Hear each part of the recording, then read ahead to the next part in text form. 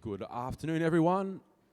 Our next speaker, you guys all probably know, he was here last year talking about the Olympics and the planning for that. Please welcome Ivano Bongiovanni from UQ. Thank you very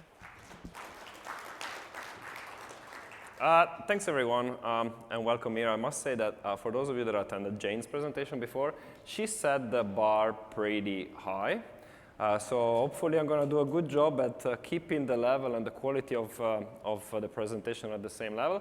And also another thing that I have to confess, obviously I'm the last person separating you from lunch break on the last day of the conference, so certainly quite a challenging task right there as well.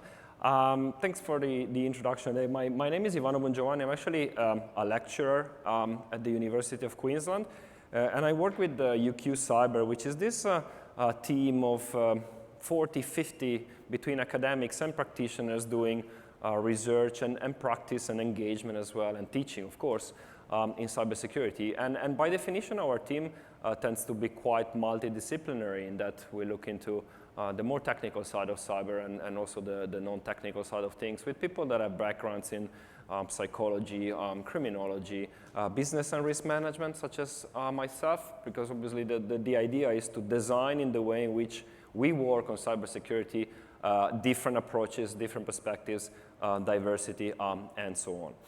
Now, what I'm going to talk about today, last year it was more on possibly a very topical topic, if I can say that, the Olympics.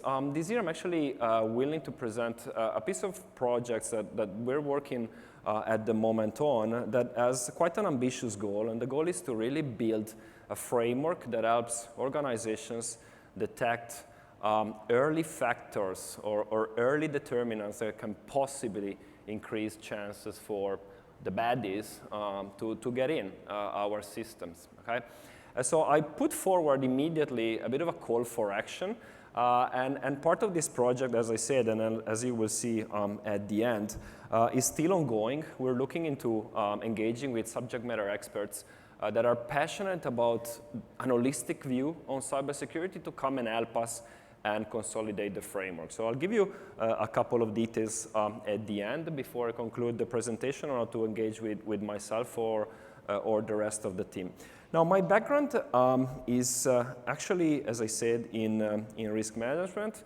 Believe it or not, I'm an ex-police officer back in Italy, worked for a number of years in very different specialization of police. Possibly, I spent most of my time in the riot squad, which, as you can imagine, was quite a challenging environment. We were typically we're used to deal with very complex situations where there were psychological urgencies involved. There was obviously criminal activities going on, and also really dynamics that were a little bit out of our control. So we possibly really started developing this taste and this excitement for understanding the root causes of adverse events and really trying to avoid simplifying them too much, to look at them from various different perspectives, okay?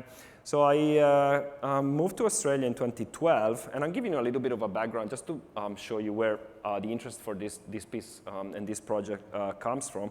Moved to Australia in 2012, and I started working on a PhD project that was actually intended to look into safety and security management in international airports as critical infrastructures. And the idea was really understanding these massive, complex systems can, under some circumstances, be really the authors of their own misfortune. When they start putting in place practices that are not probably best practices, when they take shortcuts, when they go through budgeting cycles, when they have strategies that don't really align with the level of risk appetite that they should be having, and really unpacking how all of these different factors can come into play and possibly create likelihood and consequences of safety events and security events. Possibly you are familiar with this show, which is one of the reasons why I started working in this field. I have this kind of passion for unpacking the hidden causes behind major events, okay? And I'm a bit of a catastrophe geek myself in the sense that I love reading when adverse events happen, what were the underlying causes. So I started kind of really looking into some of these aspects and some of these dynamics and see how they reflect and how can they be understood and unpacked in the cyber world. And I'm just going to give you two very simple examples here. So we're going to start by looking at two breaches that were certainly affected and impacted by the willingness and the capabilities of the cyber attackers, but that behind those events had some underlying conditions that increased the vulnerability of the systems that were then attacked. So the first one is quite an old one, 2007, TJX over in the US, 250 million US dollars is the one that made Albert Gonzalez and his syndicate famous. Now, obviously, the most imminent triggering event of what happened is these guys doing some war driving outside one of the Marshall stores in Miami, I believe it was, and being able to pick up that there was an open access Wi-Fi connection, getting in, escalating, exfiltrating large amounts of data, and so on and so forth. Now, if you look at this case, and there's been some very interesting analysis of what happened there, there were actually some factors that had been accumulating over the years before 2007 that kind of increase the magnitude of the event and obviously the ability for the attackers to get in. For example, the first one was lack of upgrade from into actually WPA, which back then was obviously the best available standard in terms of securing the Wi-Fi connection. There were issues between the CIO and the IT managers within the organization in terms of separation and segregation of communication, really. So not so much a good communication flow going on there. Not a CISO, which, depending on the aspects, could be a problem or could be a good thing. But really, it's certainly an indication that there was really a bit of a lack of leadership in that space. And they obviously were going through some recent changes in executives. With a focus on cost cutting, the company was trying to expand and investing money away from loss prevention and risk management into expansion and growth and attracting more customers and so on and so forth. And was one of the reasons why they jumped on the Wi-Fi bandwagon without really possibly doing much risk assessment in that stage. And then there was also quite a problematic relationship with Fifth Third Bank, which was together the bank that was in charge of assessing their PCI DSS compliance, but also offering services in the capacity of a client. So clearly a conflict of interest there, right? So all of these factors, among other things, contributed in creating weaknesses in the system and in the organization. The second one that I wanted to show, and this is really the last one, much more recent, 2019, the Capital One breach, 300 million US dollars involved in remediation and so on and so forth. And again, the event in itself was quite simple if we look at them from an attacker's perspective. But again, there were, based on a number of analyses that have been run, and I have references for all those if you're interested in reading more, some underlying issues that certainly created more likelihood for someone with good skills and particularly switched on to get in, and obviously more severe consequences. So there was certainly issues with the shared responsibility model that was kind of in place, and this is something that we hear quite commonly between Capital One and AWS along the lines of the idea of security of the cloud versus security in the cloud, and who is responsible for what. Then there were some open source protocols and systems to protect their networks that were utilized and possibly not super solid from a security perspective. There's a bunch of other reasons that were associated with this. You can have a look at some of them. Now, what can kind of really struck my attention was one of the statements that the CEO did 1 month before the breach, which was a lot of how we built our company is not by studying on how to be a bank, but by forgetting that we are a bank. And that was really speaking to a business trajectory that they were going through in terms of gaining more competitive advantage over other banks by being different from other banks, okay?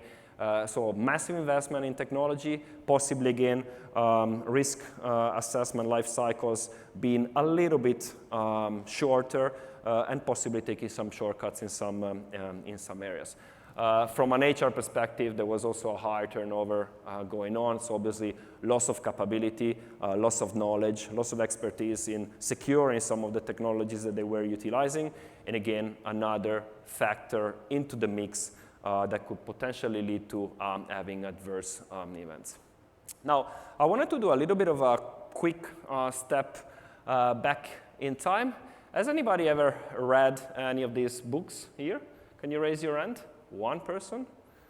Okay, good. Well, so this is for summer holidays. If you want to read something cool, it's a bunch of very interesting books. Now, none of these deals with cyber risk management, okay? All of this comes from the field of physical safety and security management, okay? And in particular, safety and reliability engineering. Now, I just wanted to guide you through a little bit of the trajectory that in the physical risk management world we have experienced. And I'm going to do this because there's some very interesting parallels that we can draw with how cyber risk management is evolving these days. So first one, 1978, man-made disaster by Barry Turner, who is one of the fathers, really, of disaster management and emergency management, who was actually first identified that, as the name itself says, when a large industrial accident happens, so say we were in the years of 3 Mile Island, Bhopal in India, Chernobyl, Seveso in Italy, they're never really just technical mishaps or technical adverse events. They are created by an accumulation over the years of conditions that can increase likelihood and consequences for a triggering event to come through and create major adverse consequences and disasters. Now, man-made disaster is also interesting because it's the first book, and Barry Turner was the first person really to theorize the concept of safety culture that we hear a lot these days in cybersecurity, and also the first person to really point out that oftentimes organizational culture is a factor in increasing the chances and the consequences of an adverse event. Okay? Moving forward, disaster incubation, which is a perspective that shows how, again, these factors don't act in isolation. If you take them individually, possibly you can mitigate them quite easily. If they start combining together, you start really having the holes in the different Swiss cheese layers, and there's more chances for a triggering event to come through. The picture there shows the scheme of what happened in the Deepwater Horizon disaster over in the Gulf of Mexico. And one of the issues associated with that disaster was that safety officers that were in charge of regularly checking that operations were doing safely and nothing would really happen, had developed this habit of pretty much ignoring near misses. As in, whenever something was about to happen, there was obviously this understanding that, well, it's all good, right? It's a success because nothing bad really happened, and we're not going to further investigate in it. And that obviously developed this kind of habit within the organization to let go of these events. Now, obviously, looking at that from a near-miss perspective, that should certainly trigger organizational learning, discussions, desktop reviews to try and talk about the fact that, hey, we have started assuming that we're always going to be safe, and that's not going to be the case. And unfortunately, that was not the case when the disaster struck. The last one I wanted to mention is probably the one that brings in more closely the technological component into the socio-technical piece, and is Normal Accidents by Charles Perrow. Is the person that has theorized two concepts that probably you have heard before, called interactive complexity and tight coupling. And those two concepts are very complicated words to describe how, hey, interactive complexity in every macro system or organization that we deal with, there's a number of components that cannot just simply be decomposed from the rest to understand how they work. What can really create causes and reasons for breaches or for adverse safety events is the combination between the two. And second, tight complexity, the closer they are associated, the more likely and the higher is the severity of a contamination effect, okay? Contagion effect and so on and so forth. And we see it on a daily basis when you talk about supply chain, cyber risk management, and the risks associated with the supply chains in our systems, okay? So that piece added another component to our understanding of how adverse events are never an individual piece. They are really systemic and holistic problems that require holistic frameworks for us to understand them. Now, I just wanted to conclude on a positive note because this really sounds like an emergency one-on-one. High reliability organizations. Last piece, which adds, again, an optimistic component to it and says that actually, for companies to be highly reliable, there's basically 5 things that they have to do. And for those of you that were at CyberCon in Melbourne in October, Captain Sully Sullenberger gave a very powerful keynote speech, and probably it's something that got unnoticed if you're not in the field, but he did mention high reliability organizations in his speech. And when he said that, I was like, wow, I exactly know what he's talking about. So I felt a little bit like, yeah, that's interesting. It's something that I spent a lot of time in understanding. And these are the 5 traits. Now, I'm just going to list them.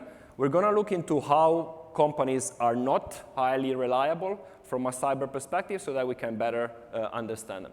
The first one is preoccupation with failure, which is pretty much putting resources into constantly questioning whether our systems are going to be secure based on business as usual mainly, but also business not as usual type of situations.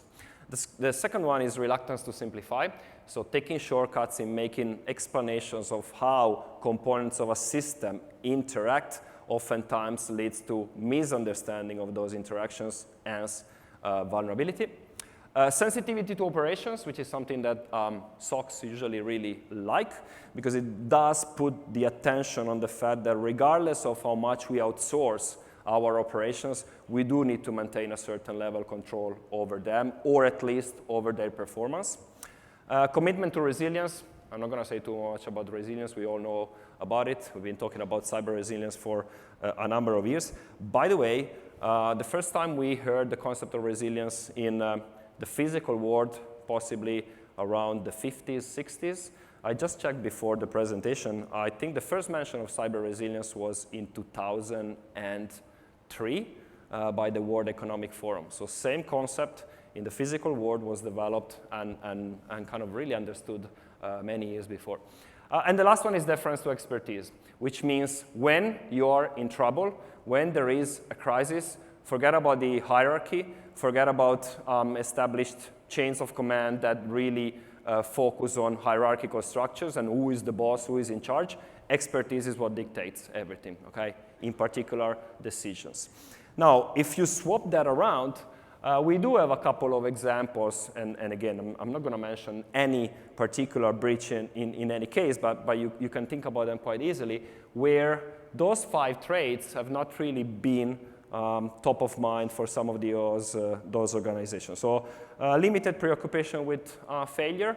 How much time do we spend at throwing some chaos monkey algorithms into our operation, into our services to see what could potentially go wrong and what would be the reaction of people that are in charge?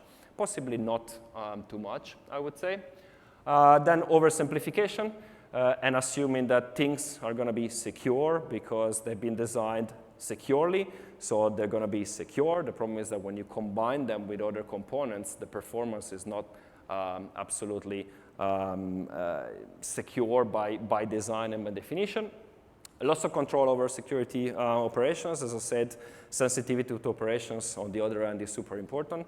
And again, depending on possibly the outsourcing arrangements, oftentimes companies tend to just not worry about operations and say, yep, we have an outsourced SOC, somebody's going to do all the work for us, and we don't really care, and because we don't really want to know, because that's not really our bread and butter.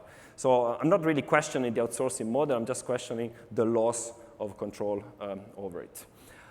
Deference to expertise.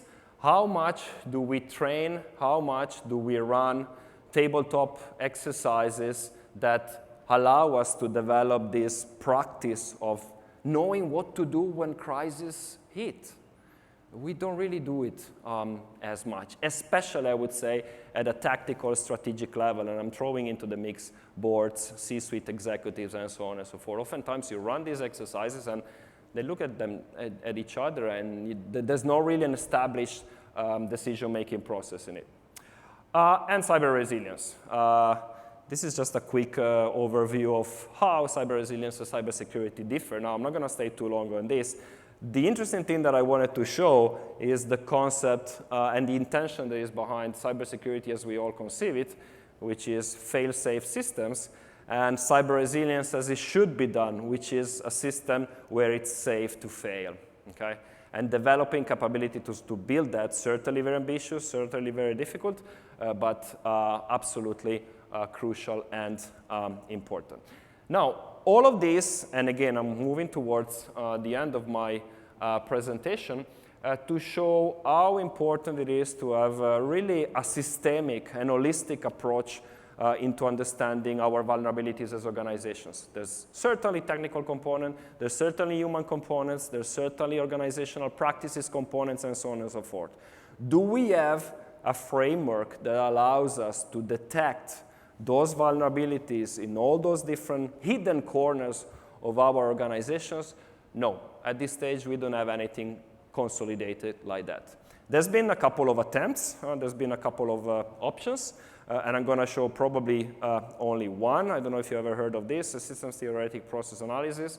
Apologies, it sounds super complicated and academic and theoretical. It's actually much easier than what it sounds.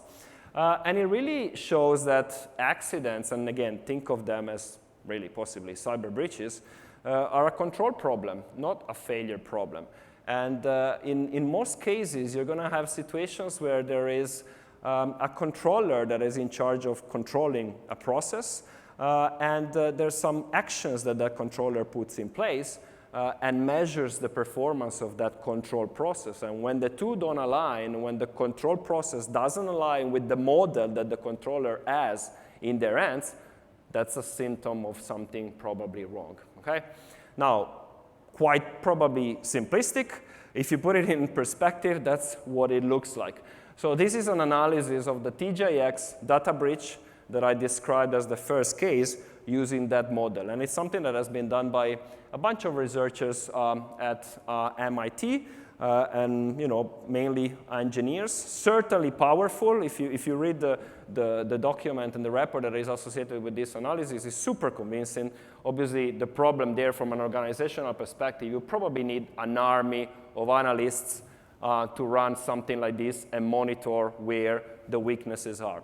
So our intention was to really make it as easy as possible, as simple as possible, to make it practically applicable for organizations. One last thing we decided to throw in the mix was wondering how decisions are made in cybersecurity, because a lot of the factors that I have described don't really take into account the human element and sometimes the irrationality of decisions and how they're taken in cybersecurity. So we kind of mapped a lot of industry and academic literature, and we have identified the following factors that mainly impact how decisions are made in cybersecurity. Now, I don't have time to go through the whole model. Just think of the fact that there's some environmental aspects, as in threat landscape, and some organizational aspects, that means size, industry, resources available, that together with how the cybersecurity culture works in the organization, and down the track some individual factors, as in what is the personality of the CISO or whoever has to make decisions, impact how decisions are made in cybersecurity in organizations. Now, our version of the framework, and I'm almost done, and this is where I would like to kind of capture your attention in terms of seeing if the framework makes sense and possibly collect some interest in helping us consolidate the framework, is based on something called macroergonomics, which is nothing but a way of looking at organizations and slicing them by layers, starting from the individual layer up there. And individual, I mean something as simple as workstation design, and how workstation designs impact the performance of employees, for example, in cybersecurity, through task factors, how do we design the task and the workload for our employees, tools and technology factors, what tools and technologies do they use in their daily work, and how does impact their performance in cybersecurity, through environmental factors, lighting, pollution, noise, and that's probably a little bit more remote in the cybersecurity case. And most importantly, some organizational factors that are indicated there. So the strategy that the company has in place, the communication systems that it adopts, the culture, the policies, how they are implemented, and so on and so forth. And this is what the framework looks like, okay? Apologies, it's super small. And I'm happy to kind of share with you a more detailed version. We actually came up with items that, in our opinion, and again, it's three of us, someone based in Australia, someone based in the US, that allow us as analysts to understand whether there are vulnerabilities at any or all those layers on the left. From the individual level, again, workstation, into the organizational leadership one, which is the highest one. And I'm going to give you some very simple examples. Individual layer, things such as the psychological or mental state of the employee. And again, we're mainly talking about non-cyber employees because the assumption is that things that happen in the whole of organization can impact the cyber performance of the organization itself. I think, for example, clickers clicking on things that they shouldn't be clicking on, right? And how those factors impact their cyber performance. Lack of work experience, insider threats or really openly malicious behaviors, inadequate skills, negligence, unethical attitudes, and so on and so forth. And we have indicated a bunch of tools and methods that we believe might be used to map those, okay? So the idea is really to walk into organizations with this framework, running some of those data collection methods to identify where the vulnerabilities are. That was the individual layer. The task layer, again, think of things such as task overload, task intensity. And again, this is something that, for example, I saw in airports all the time. People working at security checkpoints that were put, for example, far away from the terminal, so very isolated, very boring, tasks designed in a way that doesn't really make the job engaging and motivating, and attention threshold automatically going down. Okay? How does that impact and how does that work from a cyber performance perspective? That's really the question. And the last one, and this is my last slide, for example, again, this is just 3 examples, okay? There's 11 layers, so I didn't have time to put them all. Organizational culture. How do we pick up whether the culture that we have in our organization can increase likelihood and consequences of a data breach? And again, I have indicated some data collection tools and some of the items that we believe it would be worthwhile measuring, okay?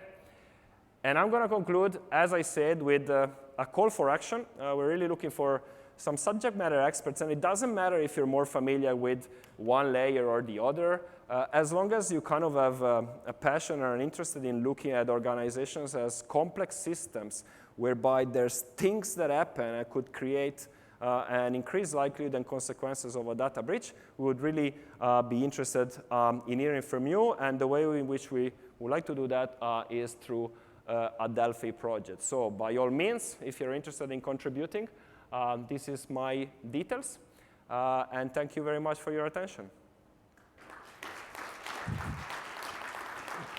Thanks, Ivano. Got a little gift for you here. If there's actually any questions, we've got a bit of time. I can run a mic out to someone if they want to ask a question. Absolutely, as well. happy to take any questions or comments. I'm happy to say something as well. I worked a bit in some mining roles before, and all mining operations. Every meeting basically starts with the safety share. It could be like, oh, I was walking on stage and I fell off. I was very unsafe, or I was, But if you look at the highly resilient organisations, failure is something they really worry about. So it's really resonated. Well, no questions, but so you're early for lunch, which means you get first dibs in on the best food. So thank Ivano again. Here's a prize, mate. Thank you very much. Thank you. Thank you, everyone.